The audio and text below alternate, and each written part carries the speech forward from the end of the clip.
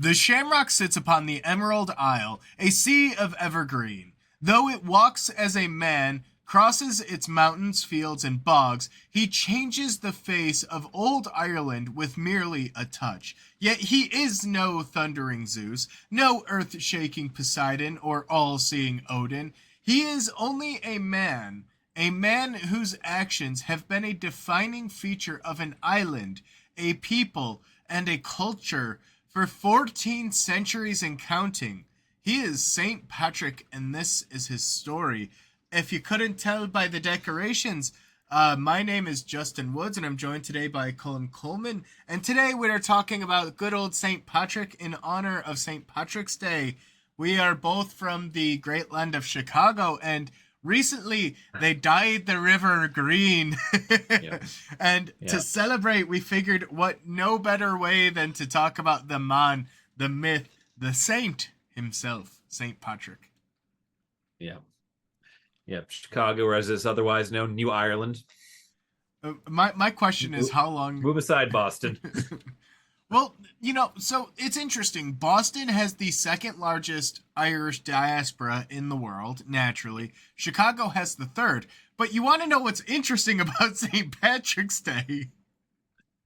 What's interesting about St. Patrick's Day? Chicago has one of the largest celebrations in the world. So not only do we have the parade in the heart of the city and the dyeing of the River Green, but Chicago is home to one of the best community-driven parades, the Southside Irish Parade, which is the largest community-based St. Patrick's Day parade in the world outside of Dublin, Ireland herself. Yeah. So I just want to shout out the Southside Irish there. Oh yeah. This is a very important holiday, and it's about a very interesting man that we're going to get to talk about. St. Patrick's life is absolutely insane. There is not like one clear-cut thing that just happens to this man. It's just absolute chaos from when he becomes a teenager till the day he dies. Well, it doesn't help that he marched all over the Emerald Isle. This man legitimately went on the walk to Mordor throughout the entirety of Ireland herself. Okay. No, you can actually do a walk to Mordor in his honor. We will get to that at a certain point here when we talk about some of his holy sites. It is putting yourself through absolute hell in the name of piety, and it is so dangerous that the Catholic Church actually restricts when you can do this. Really? That is incredible. It is one of the most punitive actions you can undertake as a Christian. So historical humans abroad when? Not happening. I like having peace. But let's get into St. Patrick himself. So St. Patrick is a 5th century Catholic saint, and he's understood to have lived between 431 and 496 CE.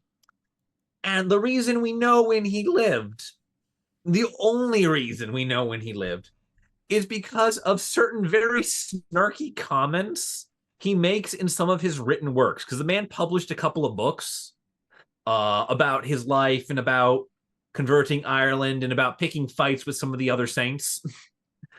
And in it, he throws a lot of side eyes at an ethnic group called the Franks, whom he gives a lot of grief for living in a place called Gaul and not being Christian. Man, he really is Irish to his core. I know he may not have been born in Ireland, and we'll get there, but the fact that he is low-key just shading the French for being French and living in France. Proto-France, to be fair. Gaul, old school. But still, he's just like those French living in France. Basically, Gaul is the sort of pre-Frankish term for the nation of France. The Franks are the people from which we get the French ethnicity. So he is mad at the French for living in France and being French. and not being Christian yet. Oh. And this gives a very defined timeline for this, because the Franks in France have a very well documented timeline. We know the year they invade, which is 431, and we know the year the king of the Franks converts to Christianity, and all of his subjects have to follow along, and that's 496. So to complain about the Franks in France not being Christian means you are writing between those two dates. There's a 60-year window in which he lived. God, love the beauty of that. Love the simplicity. Imagine being so just judgy and hateful that 1500 years after your death, they're able to understand, like, yeah, no, this man must have lived here because he had this beef with them. Yeah. It's like, we know what time period you lived based on the insults in your Twitter account. It's just that is beautiful. It's that kind of archaeology. And that is about the level of sanity that is going to occur for the rest of this man's life. Okay. He is the patron saint of three things, and none of them have anything to do with each other. Okay, let's play the association game here. What's the first of the three, right? First one, obvious, easy money. What he's really known for above all else, patron saint of Ireland. Okay, and what did the Irish do when they came to America? They spread him everywhere. No, well, they worked on the railroads. They were engineers. They helped construct. But that's not just the only engineering that they were known for. They also introduced Roman construction techniques to Ireland, St. Patrick. So there's a connection there. It's a little... Yep. St. Patrick's second connection. He is the patron saint of engineers. This is because he grew up in Roman Britain. And he's credited with bringing Roman engineering techniques to Ireland, which had up to that point successfully kept the Roman stuff out of it. I mean, the Ireland had gotten so incredibly lucky that the Romans were just so occupied with Britannia that they just did not have the wherewithal. And they traded with the Celts in Dublin, in Ireland, but they just did not have the manpower to invade. Also, the Roman estimation of Ireland was incredibly off. They believed that you could walk across the entire island in under a month, maybe two tops. That is not really possible. And so they estimated Ireland to be between a fifth and a third of its actual size. But so they weren't interested. Going to the third option, you almost hit on it with the second. You said that the Irish spread St. Patrick everywhere. Well, the Irish really do a good job of spreading the good word of the great Lord Jesus Christ. And one of the places that they did so was Nigeria, to the point where St. Patrick is now the patron saint of both Ireland and Nigeria, as well as engineers. So you got two countries in a profession to fit under him. Yeah, it's like it's such a random thing, yet they fall like dominoes with his life. It's a Mad Libs filling in the blank here, and yet somehow it's a single unbroken line. It is perfectly, like I said, he may not have been born in Ireland, but is the most Irish thing in the world. All right. I don't know if you've looked yet, but Justin, if you haven't looked, can you guess what St. Patrick's birth name was? Because he is made St. Patrick with his death. What was he known as in life? Okay, it's near the period of Roman. I'm gonna go like Paddocles or something. Like something like Patty-esque. No, unfortunately, he had a Celtic name. He did not have a Romanized name. Oh, okay. Yeah. He was known as Maewyn Sucat. Oh God, even worse. He's Welsh? Yeah. He's he's from Southwest Britannia. Oh my God, he's Welsh. And the translation of this name, as best as we can figure, is Earth Blessed God of War. Oh Jesus. So fighting Irish. There we go. We now know where that came from. The fighting Irish is actually an angry Welshman. That is incredible. And I do actually believe like the town he was born is in modern day Wales, which is why I keep saying Welshman. I think so too. I did not find the exact town when I was looking through this, but yeah, Maewyn Sucat. Oh God. When I was in Ireland, they actually talked about that on one of the tours I'd gone on. Was that no. good old Saint Paddy is from a different area. And even worse, he died in Northern Ireland. Yeah. Yeah. Now his feast day, his saint's day, it's March 17th, St. Patrick's Day. It's why that day is the day that's celebrated. It is also the date of his death. Which is why it is his saint's day, because it's the day that the good Lord finally had enough of him on earth and took him up into his love and embrace. So effectively, he born and died on the same day. Effectively, yeah. That is our understanding. There is a lot of questionability in some of the things that happen with this man. That is perfectly bookmarked of a life, though. I mean, shoot. Yep. Yep. Yep. Now, while he is alive, he writes 2 books.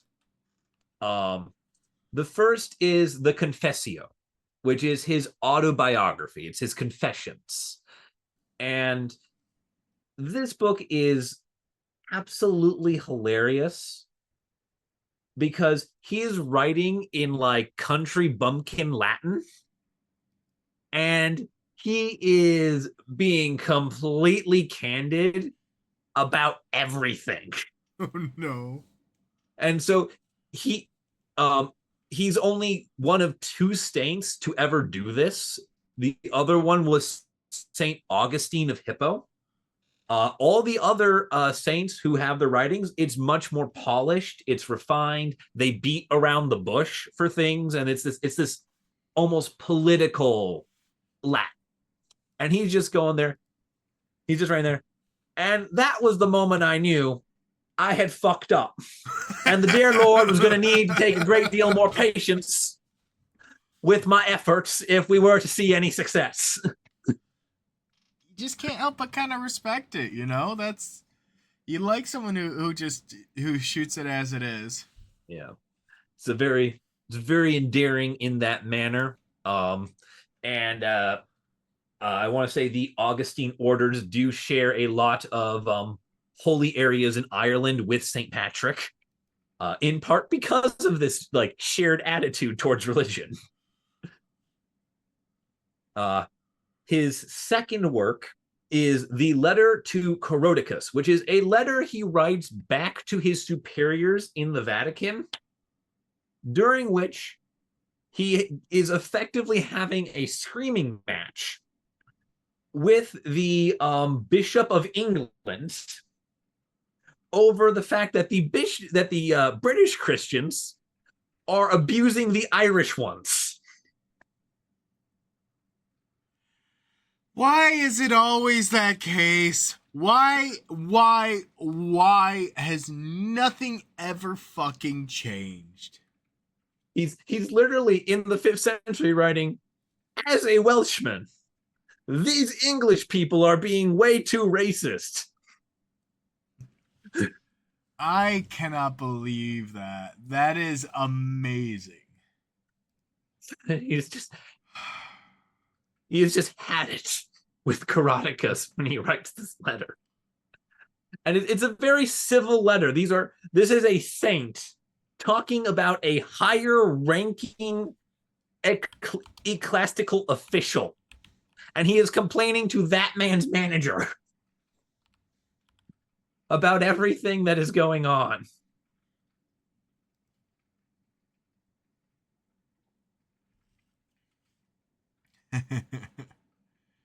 It is just, it's,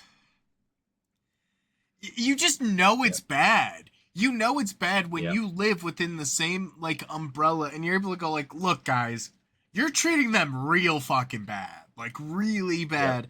Or I'm sorry, you said he spoke with a country bumpkin Latin. He was Yeah. saying, He look spoke. guys, He that's spoke. He mighty spoke. He bad. spoke. He spoke country. The thing That too is was like not karate. good. They're Yeah. not treating them kindly. Yeah. Yeah. Karate. And the thing too is like Karaticus, the guy he's writing this letter to send this complaint, is a sitting fucking monarch. Oh really? He's a reigning monarch in like the area around Hadrian's Wall. He like borders Oh, the Hebrides. That right. little Because this was the little before the gap between. consolidation. There were a bunch of independent kings. Yep, yep, yeah. That little gap Oh, between like Scotland slash England and Northern Ireland. That's kind of what this guy rules, yeah. and he is an absolute monster of a human being. And he's receiving this formal complaint saying that your Christians are terrible Christians. It's just he's dealing with he's just dealing with this bullshit. This is insane. Incredible. Yeah. Yeah. Now now St. Patrick, before he does any of this, has to first become a devout Christian man. And he does this in a really weird way. He is born to a wealthy Romanized family in Britain.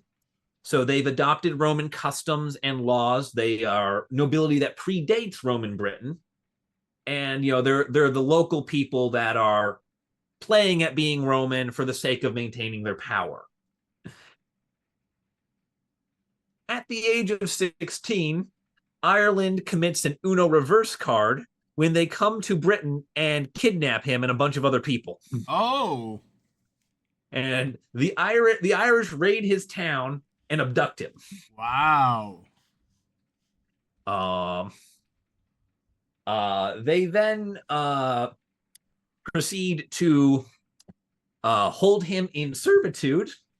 A lot of forced unpaid labor. I don't know if we're going to be allowed to say the word this time. It rhymes with bravery, but it's not quite the same. Mm-hmm. Yep. Yep. Remember the country bumpkin Latin? Antebellum South. Yeah, they took Yeah. quite kindly to that, and he was eventually working in that kind of servitude for the next 6 years. And it was during this time that he was used as a herdsman and Yep. was either held at Mount Slemish, County Antrim, Killala, or County Mayo. Yep. Yep. And both Mount Slemish and Killala claim as like almost a point of pride being the patron saint's first contact with the islands. Um, no one agrees on which is right. I mean, that long ago and that kind of claim, yeah, a lot of places are going to have that. And also, what I think could have some potential credibility is the Yeah. fact that he does leave and revisit. So it could be possible that he may have stepped foot at both places at different Oh. points. Oh, he definitely went to both places. It's just the matter they're both fighting over who got him first. Yeah, well, that happens a lot too. Yeah, There's yeah. a town in Ireland that claims Obama because his ancestors came from that part of Ireland. There's a statue of Yeah. him at a petrol station. That is hilarious. But yeah, Saint Patrick is basically Greek Hercules. He's Irish Hercules. Because in Greece, every freaking town will claim Hercules visited them. And it's kind of the same thing with St. Patrick. Nobody's left out. You know, you were founded 2 centuries after he died. Well, you were founded on his footsteps. Brilliant logic. It's during this time that he really falls back on his religion as a form of maintaining his identity. He becomes a very devout Christian as kind of his form of passive resistance and, keeping true to who he was. His father was a deacon, which is a Christian office in this Romanized Britain. It's fairly apparent from what records survive that his father was a deacon for the tax benefit, because at this time Christianity is the state religion of the Roman Empire, and so being the deacon of your town, the religious official, came with some wonderful tax evasion. So what you're saying is not only is St. Patrick a Nepo baby by the grand nature of it, but that also his father was evading taxes? Well, it wasn't evading taxes. It was just sort of it was a perk of the job. It was a perk of the job. If you were a Christian official in Roman Britain, you didn't have to really pay the religious tithes because you were the one collecting them. So why would you have to pay yourself to do your job? God, it's like Congress all over again. Exactly. It's terrible. But anyway, he does escape from servitude after 6 years and makes his way back to Britain. He makes his way back to Wales, and he is reunited with his family. At which point, and it entirely may have been a hallucination, given the fact that he escapes in a boat, lands in Scotland, the Scots nearly enslave him, runs down the coast of England to escape them, does all this stuff, that he may just be completely starved and sleep deprived at this point. But when he returns, he's visited by another saint. He has this dream where Victoricus, the Christian saint from 3rd century France, reason why he doesn't like the Franks not being Christians in France is this guy right here. This is his boss that he's answering to in the sky. Is there the guy who converted the Gauls, and then the Franks killed all the Gauls. He's a little mad. Victoricus hands him a letter titled "The Voice of the Irish," supposedly penned. Yep, supposedly penned by all the Irish souls wailing in purgatory, begging to be freed. And the letter is effectively a demand from the Irish that he get back over to Ireland and save their island from being pagan.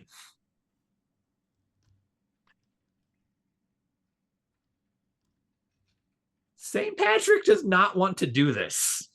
I mean, that man sounds like me. He felt uncertain. He really was like, I don't think I'm ready for the task. I have no idea what I'm talking about. I don't have the necessary background. But you know what this guy did? And I respect it, but I also look at the time frame and go, you took your time? So St. Patrick went to Europe and Britain and studied religion for 15 years because he lacked the full theological education. And that's where I'm like, okay, great. He went and learned what he needed to. However, how long do you think he really needed for all of that? There's definitely a part of him that's stalling, but another part of it also is he needs the Catholic Church to sanction this mission. Yeah. And convincing a bureaucracy that you have heard in your head the voice of a dead man telling you to do something when you are effectively, he's the son of a Welsh deacon. He's a nobody.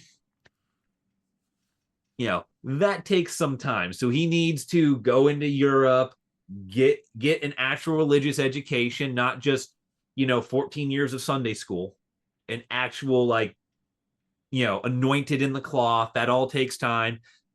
Then he's got to convince them that he actually has this God-given mission.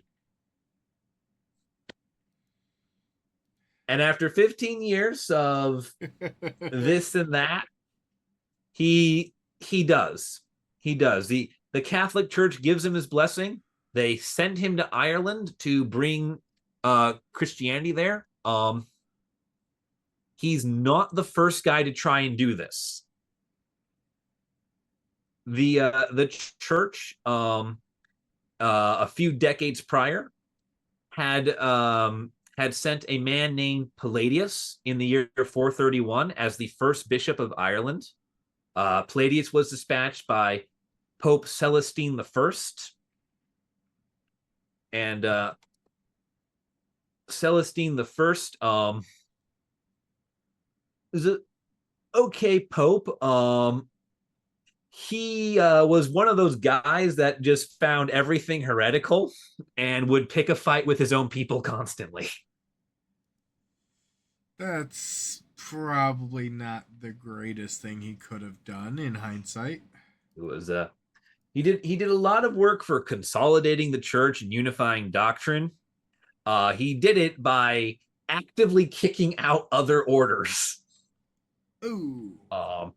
This is why the Nestorian, he's the reason why the Nestorian Christians get along so well with the Muslims for the next 800 years. Gee. And Genghis Khan. He's the reason why they get along with Genghis Khan. They just start making friends with all the Pope's enemies at this point. It's great. Anyway, Celestine ain't around for a lot of this. St. Patrick is sent later on after Palladius, I believe, has passed on. His job is to pick up where Palladius left off, administer to the Irish Christians, and convert the rest of the island. Because Palladius was methodical. He found a small area in which he could garner a majority, and he worked to build that up. So you had a little pocket of Christian majority Ireland. St. Patrick sees that and says, that's great. I have a base to work from. We are not going to operate that way anymore. He just goes full man on the run and just starts wandering everywhere he can go. I mean, there is something to be said about a guerrilla campaign like that, going a man of the people. You go to where the people are. Yep. And the reason he is so good at this is because St. Patrick, unlike Palladius, was from the British Isles. He understood how things worked out here.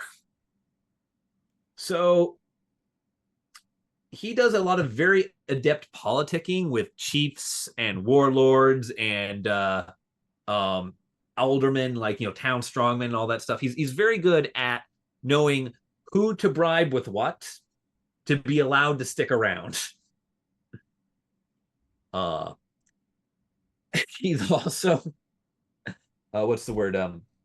Incredibly effective because of how much of just an average Joe he is when he talks to people. He uses a lot of practical examples, a lot of visual aids. He's the reason why the shamrock gets associated with Christianity. It's because as he's going around Ireland, he takes the national plant, this common just garden variety grass that they have there, and he holds it up as proof that Ireland is chosen by God because your grass is representative of the Holy Trinity. the Father, the Son, the Holy Ghost, three deities as one entity. That's the Holy Trinity. That's the Shamrock. You guys live in the land of the Shamrock. You're meant to be a holy land of my religion. And people like feeling special. And he's got a nice visual aid to explain his God to you. And so the peoples just start converting because, hey, their God likes us. That also what are we going to do? Say no to a God that likes us? Our own gods don't like us. I was gonna say, even in Ireland, they're like, hell, even our own God doesn't love us. And Yeah. I just think it's interesting too. That's exactly why St. Patrick got associated with the Shamrock, was his demonstration, his pitch to these people. And you know, there is something about speaking, I don't want to say down to a level, but speaking to the level of your audience. And it's something that a lot of great orators really have. And it's something that some of the smartest people in the world truly, truly struggle with. Like, you ever hear someone who's very intelligent trying to talk about a topic that's very complex? It could sound very technical, very accurate, but you're like, what on earth are you talking about? Here, he was able to translate. He was able to speak it to the people. Yeah, and it's like, and then because of this, shamrocks are worn on St. Patrick's Day. They become a religious symbol during that holiday. It's very fun like that, and he gets this massive following going because he's able to bribe the elite so he can stay around. And by the time they realize they really do need to get rid of him, he's already got half the damn town on his side. Yeah. So because the Christian pitch is effectively, Ireland is special. The Shamrock proves it. The God loves you, and he doesn't require you to sacrifice anything, because Christian theology says no more sacrifices. Jesus was the ultimate sacrifice. You don't have to get. So the God asks nothing and will give you anything. You just got to take the bath. Let's not forget the favorite of many Irishmen, where you could do pretty much whatever you want as long as you say sorry on Sunday and you say the good word before you die. Like, you could do pretty much everything as long as you absolve yourself on your deathbed. Yeah. And I think that resonated with many a good people there. Yeah. Too much talk of brimstone and not enough of repentance to absolution. It's like, you can still go to heaven as long as you accept Jesus as the true Father. I'll do that, of course. Yep. No, we just gotta dunk your head in this pond. Let's go. Baptism Irish style. He and that speaks to another big point that he had, which was there's a clear distinction between what's known as Irish Catholicism and Roman Catholicism. And that's because St. Patrick would actively incorporate traditional Irish practices into Catholic holidays. One of his big ones is bonfires. The Irish celebrated their pagan gods with fire rituals. So St. Patrick decided that to celebrate Easter, they were going to hold a bonfire to welcome the spring back into the world and the resurrection of the Lord and Savior Jesus Christ. I also just love it too, because I'm sure at this time of year Ireland's wet and cold, so yeah, a bonfire I'm sure sounds really nice that time of year. Yep. Oh Lord, bring the warmth back into this world. Yeah, exactly. God damn it. Oh. And so he brings that and he starts incorporating, and suddenly these strange Catholic rituals about the resurrection of a guy in Israel have a lot more practical sense, a lot more comeliness to the Irish. It's seemly because you were already going to burn all that stuff. Might as well celebrate this guy too with it. Why not? Don't want to piss him off. And it keeps just going. He invents the Celtic cross, which is he takes the halo of the sun and puts it behind the Catholic cross to unify the two symbols into one. Because the very fancy ornate Celtic cross, he just sort of draws a circle around and says, look, there's a halo, the halo of the sun. And this is the Irish cross now. It's the Celtic cross. It's interesting though, because when you actually think about it and talk about it, the merging of iconography like that is truly a masterclass of conversion, because you want people to convert. It's not about getting rid of their iconography. It's not about eliminating their practices. It's about finding ways your practice can fit theirs.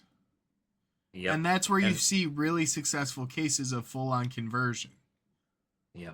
And the thing is, in the, Celtic Irish paganism, in their traditional religion, the sun is an extremely important symbol and deity. Lugh of the Long Spear is like the path a mortal can take to godhood. So it's a very, very important emblem. And so St. Patrick effectively says, oh, you mean the path to divinity and heaven? Well, that's Christianity, my friend. See, I've put your son on my cross. Just like how the Son of God was put on the cross. There's so many ways this works. Wordplay, people. And now the cross is a religious symbol to the Irish because, oh, you mean that thing those weird Roman people do to punish extreme criminals? That's your holy symbol? And it's like, oh, it's got the sun on it. Yeah, the sun. That makes everything better. Yeah. Okay. Oh my God. It's that whole translation. Oh, Jesus. It absolutely is. There's a really bad. A cross by itself made 0 sense to the Irish. It's a punishment used by a foreign government on extremely dangerous criminals. And that's the emblem of your God. You are going to get looked at so many ways. I mean, a good modern equivalent of it is if you took like the French guillotine and you made that your holy symbol, and then you just put a nice little halo around it. Yeah, and it's like, holy guillotine makes more sense. Yeah. Praise be the guillotine. It is at this point that we get the provocation for the letter to Cordicus. Cordicus is the king of Strathclyde. Strathclyde is a kingdom of Western Scotland. Now, Cordicus is what's known as a precursor king. The kingdom of Strathclyde isn't formally recognized in any history books at the time that Cordicus is ruling. However, it is generally understood that Cordicus ruled both that same area and that Cordicus's descendants were in some way related to the actual kings of Strathclyde. This could be, post-mortem propaganda, or it could actually be true. It's a little bit unknown. Cordicus is made famous exclusively through St. Patrick's letter, where he starts yelling at this man about the conduct of his Christians. Because he really goes off. See, St. Patrick's followers, St. Patrick sends a bunch of Irish Catholics to visit Scotland.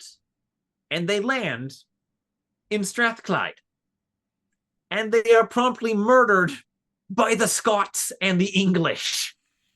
Oh, not the best look. The Scots, though, really... I mean, they just weren't ready to entertain it. They saw a couple of Irishmen marching on their soil. They're like, Now, in all fairness to Cordicus, Strathclyde was known at this time for its extreme political violence. I don't know if that's in fairness to him. That's kind of his policy. Yeah. Particularly against foreigners, ethnic minorities, and religious minorities, of which a group of Irish Catholics would definitely count. So it's a little bit on St. Patrick for not seeing a violent response coming to sending a bunch of missionaries in there. The hope was maybe to get treated better. I mean, I can kind of respect that, but sometimes when you march in blindly like that, it can't end well. Yeah, he was hoping to get his people in before the government could really say no. He didn't really count on how violent things were going to be there. And that's, a bit of an oversight on St. Patrick's part. But that's also the method that St. Patrick had been using across Ireland, and it had been working pretty well for him. Show up, offer the head of the town a gift, get on a soapbox and start talking about your God. Pretty straightforward. They did not expect to be met at the gates with a bunch of swords.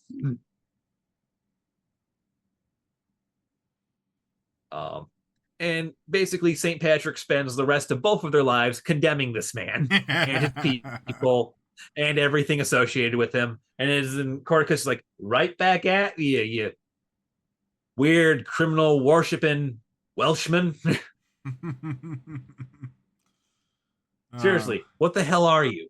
You worship a Israeli criminal. You speak the Roman language. You're from Wales, and you're the Lord of Ireland. What the fuck is happening? Oh, those must have been truly confusing times. Yeah. I fear no man, but that thing scares me. Oh golly. Yeah. But it's not all political fallout and religious feuds for St. Patrick.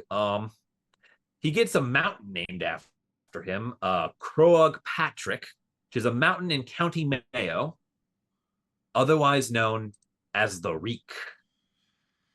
This is where he undertakes one of his true miracles, and it's a fascinating story. It was here that St. Patrick undertook a 40-day long fast atop the mountain, where he did not eat, he did not drink, he sat atop and just communed with nature. And when the fast ended, he banished all of the snakes, demons, and mages from Ireland. Yep. Sorry, Merlin. Merlin, what about Voldemort? There's snakes in Ireland. Yeah. Voldemort gets doubly condemned. It is kind of a cool tale, but yeah, that is one of his miracles that's attributed with his sainthood, is the fact that he banished all the snakes from the island because there are no native species of snakes in Ireland. Yep. I will repeat that. There are no native species of snakes in Ireland. Yep. There's just the English, which we've imported. Oh, those things give me the heebie-jeebies. Yep. Now, the common telling of the story is that he drove them into the sea. This is not the original or the officially accepted telling. See, in the official version, they're trapped in a lake at the base of the mountain called Lag na Nadema, the Lake of the Demons. And they're just sort of trapped in there like the Titans in Disney's Hercules. Waiting.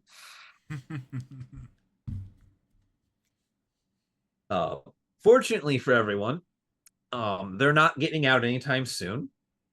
And there is an annual festival on the mountain to celebrate this event called Reek Sunday. It takes place on the last Sunday in July, during which pilgrims will climb the 2,510-foot tall mountain, making little prayer offerings at 3 Bronze Age cairns, these 3 Bronze Age stacks of stone that are along the prophesized route. And then they hold Sunday Mass on top of the mountain and have to make their way back down again. That's actually kind of a cool little event. Yep. This is the nice pilgrimage of St. Patrick. This is the normal one. This is where everything is, any healthy human being can do this. This is not one that kills you.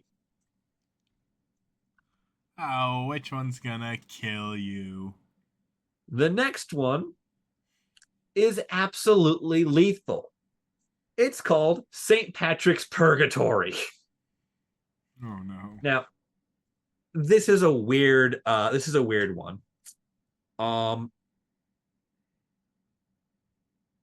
This one begins on a little island, Station Island, Logdurg, County Donegal. Well, visiting this island, he stopped off on the small island. St. Patrick found a cave. And when he looked in, he saw the gates of hell flung wide open and all the torments of sin being meted out upon the sinful. Now, if you had just found a gate to hell, would you go and make it the 5th century equivalent of a tourist attraction? To be quite honest with you, I think I would cannonball right the fuck through. Would you, barricade the door? I think I would cross right through. I think my curiosity would get the best of me and I'd get trapped in the fucking 5th ring of hell. Nope. What happens is St. Patrick looks at this, records that it happened, and does the smart thing. He gets off that island. He's like, I'm not dealing with this. Unfortunately, the story attracts an Augustinian priory in the 13th century. This is a priory is a small monastery. It's home to those dedicated to the writings of St. Augustine. Effectively, it's a little tiny mini monastical island. It's just a small group of monks living their monk lives far away from society on this island because, hey, someone's got to watch that gate to hell. I mean, monks tend to have a propensity to building monasteries in very remote, isolated areas. There's something kind of peaceful about being as far away from humankind as humanly possible. Yeah. Plus the gate to hell. Plus the gate to hell kind of helps, Yeah. Yeah. 300 years later, the place becomes popular between the existence of a well-established and respected monastery and the legend of St. Patrick having visited that island and witnessed whatever you want to call the reverse of a miracle. Yeah, a torment? Yeah, witnessing a torment. Ooh, that's... And so, in honor of this, the tormenting of St. Patrick, the Catholics invent a 3-day ritual during which time you do not eat or sleep, but instead continuously walk barefoot across the rough-cut, stone-covered island, praying to God for absolution for a continuous 72 hours. Wow. This trial is so grueling that not only is it considered one of the most difficult ones in the Catholic Church, but it's banned for half the year on the grounds that if you attempt this in winter, you will kill yourself. Just dying from exposure. Yikes. On the flip side, doing this illegally in February might be and living might be proof of a miracle. Huh. So, is coin that... flip. We do not recommend doing this, but hey. Is that how I fast track my way onto Catholic sainthood? It could be. I mean, they've expressly banned it on the grounds that a normal human will perish if they attempt it during the winter months. But I am far from a normal human. So, if you do it during the winter, which is highly illegal and should not be done, and live, somebody had to help you out. Maybe somebody upstairs. Oh, thanks. Thanks, God. Mm-hmm. Uh, but then my favorite part about St. Patrick is the fact that he is a necromancer. He Yes. multi-classed. He was a cleric and a necromancer. No, no, no. He's a celestial warlock. Oh no. He turned to Christianity, well, held in like bondage. You know, I shall grant you freedom and power, and in return you shall spread my word. Yes, Lord, sure, Lord. I'm a starving shepherd. It's not even my own sheep I got to watch.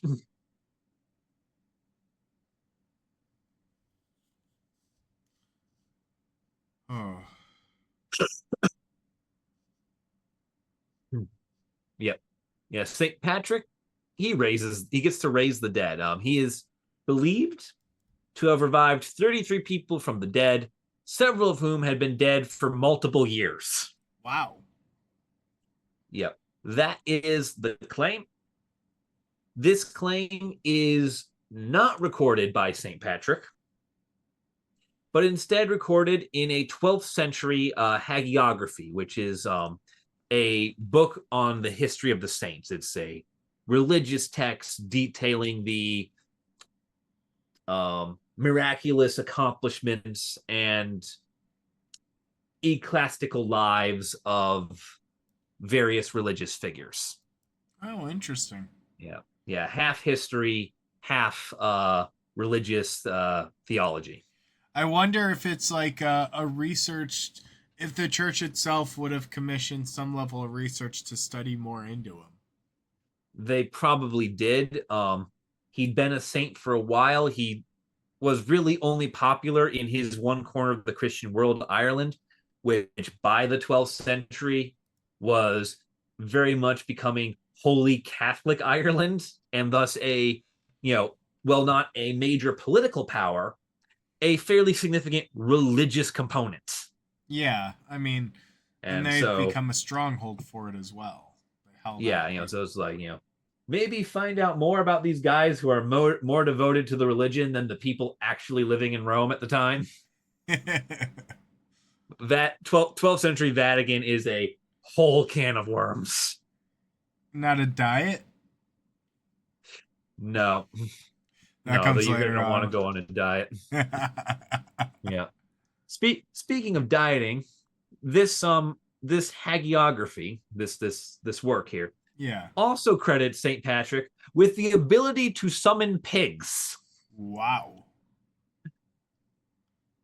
Supposedly, St. Patrick is traveling with a group of sailors through a desolate part of Ireland. There's, it's pasture land. So there's no crops, no towns, no one knows which way to go. They're lost. They have no food. The sailors were shipwrecked. And so they're just walking with this saint guy they found who was just wandered in and found them. How And they're, lucky. How yep, lucky you find this man who is a man of God, a man of the cloth, yep, and yep. And they're walking and they're walking and they're all starving to death because there's no pastures out here. There's nothing. There's not a herd of anything. When St. Patrick goes and prays to God for food and salvation, and over the hill comes a herd of swine with no shepherd to be found. poor guy had just fallen while trying to get a drink from a nearby river or creek, and they just happened to not hear him because of the squealing of the swine. They're Either just that or not they a, just happened across a herd of like wild boar. yep, yep. Or alternatively, if you want to believe the fully religious answer, there was no shepherd among the swine, for St. Patrick was the shepherd, and God had sent them as a flock onto him to feed his other flock of these starving sailors. Because religion Just a can good make an thing. answer out of anything. It's just a good thing those sailors weren't Muslim, because then they wouldn't be able to eat the flock that had been bestowed upon them. Yeah. Oh God, that's the worst curse. You're starving. I send St. Patrick. He can only summon pigs. Oh You no. observe a very technical version of religious law. This helps no one. Oh my God! You revive Oh. Saint Patrick in order to try and resolve hunger issues We in are the Middle East. we are not using the patron saint of Ireland to commit crimes against humanity. Oh, I jest. We can't do that. This is all in I mean, comedic nature. theoretically, that would happen, but you should never do that. You're right. It's not ethical. I should not joke It's about that. I completely apologize. It's just, I think it's the worst thing we said on stream. And let's be honest, we say a lot of strange things in these videos because history is weird, people. Well, and if you've made it this far, leave a comment down below. Yep. Now, Uh, another one of St. Patrick's feats is that he gets a saint by association. ooh. Because you see, he's sent here supposedly by the ghost of Saint Victoricus. And he himself, through the power of his religion, spawns another saint. One of St. Patrick's earliest converts and followers is a man known to history as St. Tossock. Now, Tossock here is the man that gets placed in charge of running Ireland in St. Patrick's stead by St. Patrick. And he sort of inherits the post after St. Patrick dies. Oh. His heir, presumptive, so to speak. Yep. And that is this man's entire claim to sainthood, is that he was the man chosen by the other saint. Therefore, he must be holier than any other bishop we ever had. I mean, I'm sure he also had his own Yep. miracles that he produced. Yeah. Yes. You see where St. Patrick was effectively a Christian warlock. Tossock is a Catholic artificer. And yes, artificer is the actual religious term for what this man does. Because he artifices or creates all the holy relics of St. Patrick. Now, to create a holy relic of a saint, you need a part of their corpse. Oh. And St. Tossock just so happened to be the man to administer last rites to St. Patrick. Oh, man. So, guess who had the body? And this man just straight up started going to town, just started offloading pieces. He imbued so many relics. Almost all the relics of St. Patrick were made by this man, at least all the legitimate ones, or nearly all the legitimate ones. I don't speak for 100% certainty as to what is and is not currently accepted by the Catholic Church. That is kind of a cool connection, though, yeah. Where you could see a relic that has, in theory, been touched by two saints. Yeah. I don't know how many things there are that have that double sainthood. Yeah. One saint used his power of sainthood to imbue it, the relic, using the power of another saint. Yeah, they're working together. Yeah, and so it's just hilarious. That just speaks to St. Patrick's reputation at this time. That upon his death, he's made a saint.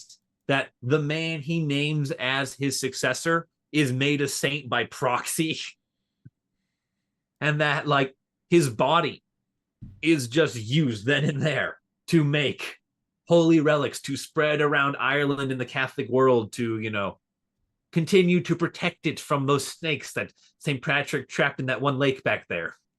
Seriously, guys, we got to do something about that. What in the koi pond are we doing here? But thankfully they're trapped and will never escape again. Yep.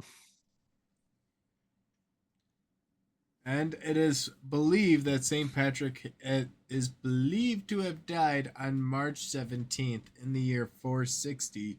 As such, March 17th became St. Patrick's feast day. Yep. So the most holiest day of the calendar year for St. Patrick. Yep. And if you've ever heard an Irish drinking song, you would understand that celebrating the death of your fellow Irishman is the most Irish thing to do. And the only way to celebrate him is to drink. Yep. And Patrick, he wasn't really Irish, but he went to Notre Dame. Oh, that's a really awful joke. It is on so many levels. But it's like the best Irish things don't even come from Ireland. Take that back, John Swift. The potato, Jonathan Swift, St. Patrick, Christianity. oh, Catholicism. Oh, God. Anyways, yeah, and as such, St. Patrick's Day became a global celebration in the 17th century, and this is very unique and specific. It is entirely because of Spanish-held Florida. Yep. It's Spanish Florida and one very, very litigious priest. Oh no, litigious. Yeah. This so the first kickoff is in the 17th century. St. Patrick starts to spread around the world, and he becomes very popular in the Spanish colony La Florida, which is what is now the U.S. state of Florida. And they decide, being both Spanish and Floridian at this point, that if the saint is so important, why aren't we hosting celebrations in his honor? St. Patrick's Day was traditionally a very quiet, deeply religious observance. It was a church holiday. You went to church and you prayed and you had a special mass. The Spanish say, that's not how you celebrate somebody. Fiesta time. Oh no. And so they just start holding parades in his honor. This coincides with a man named Luke Wadding, who is a Catholic priest and Irish. I was gonna say that sounds like a pretty Irish name, Luke Wadding. Yep, he's an Irish priest, is Catholic, and he decides that it's his life mission to ensure that the patron saint of his people gets the recognition that it deserves. So he just starts penning letter after letter to various people in the Vatican, demanding global recognition of St. Patrick's sainthood and a formal calendar holiday for it. Because not every saint gets the saint day, and not every saint gets recognized outside of their country of sainthood. There's a whole flowchart of bureaucracy and tier listing within the Catholic Church for how this all goes down, with the 12 apostles of Jesus at the top and then everyone kind of filtering in under them. Yeah. And so Wadding basically says, hey man, it's been 1,200 years. My boy Patrick's been doing some good work for you and all that time. Get him he needs a promotion. And eventually, the Catholic Church agrees to make a formal observance of March 17th in the honor of St. Patrick. Blah, Sainteenth. What the hell is Sainteenth? And with this declaration from the Vatican, everyone suddenly has to turn and look up who the hell St. Patrick is. Because he's only renowned among the Irish, who live in Ireland and who do not have a global empire. Unlike, some of the other countries whose saints got recognized. And St. Patrick is now, with this, he becomes an international figure. He was just a national figure of Ireland, and now he's an international saint. Everyone has to know his name. Everybody celebrate his day. Welcome to the big leagues.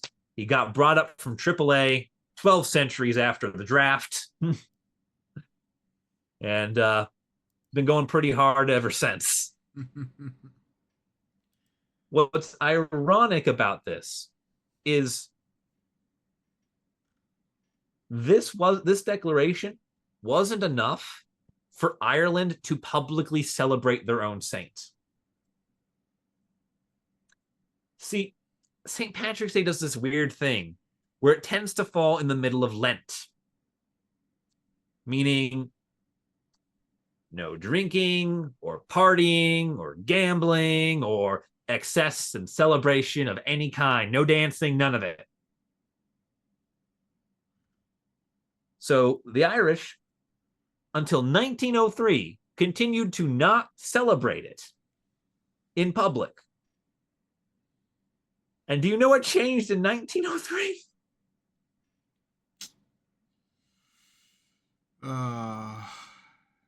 What happened in 1903? The Irish government began passing laws allowing pubs to be open on St. Patrick's Day as an exemption to Lent. The one on the books right now was passed in the 1960s by the current Irish government. But basically, people just started passing, churches, municipalities all started making exemptions, saying, Lent applies except on St. Patrick's Day. It's the cheat day. Like every good diet, you get a cheat day. Well, of course, it's St. Patrick. It's his day. We must honor St. Patrick, right? It's religious. Yeah. Lent, honoring Jesus through Lent, honoring St. Patrick through celebration. Ireland, there is no right button. I do think it's interesting, though, because having traveled to Ireland fairly recently, like within the past year and a half, they always comment about how America celebrates St. Patrick's Day more than they do. Yeah. And it's truly incredible, and it's kind of interesting because the Irish American diaspora is something that truly was impactful. A lot of times what a lot of European nations don't quite grasp is a lot of times these cultures, these people held on to their identities of the countries they came to and passed that identity on to their children, because when they moved to America, they moved to an Irish neighborhood. They had Irish neighbors. Yep. And also, on the point here, I don't think we necessarily celebrate it more than they do. I think we just celebrate it louder because we're Americans and everything is louder here. And when you add the American noise multiplier to the Irish noise multiplier, you just have a riot. I would love to see Dublin dye the River Liffey green, but they won't. No, they can't do that. I think the River Liffey is mostly okay. I mean, we killed the Chicago River. That's why we can do whatever the hell we want to it. Actually, I want to counterpoint that the Chicago River is healthier than it's been in over 100 years, to the point that river otters have been spotted back, and that's a great sign for the river's ecosystem's health. 1, 2, the dye. First of all, those otters are going to be river Grinches for the next few days. But the dye that is used is a biodegradable, non-toxic dye that naturally degrades over the course of, I think, 48 hours. So realistically, a lot of people talk about that, but they're not doing a toxic dye. So it's more ethical, I think. Yeah. I have to defend my city. There's a lot of bad things that could be said about Chicago, but there's a lot of good that can also be said. Yeah. For example, we live here. And I'll let you decide whether or not that's on the good side or the bad side. And on that lovely bombshell, thank you guys for watching today's episode. Let us know how you celebrate St. Patrick's Day, and we'll see you next week with our lovely episode about Gran Colombia, one of the largest countries in South America. So you got that to look forward to on the forecast. Thank you guys for watching, and we'll see you next time.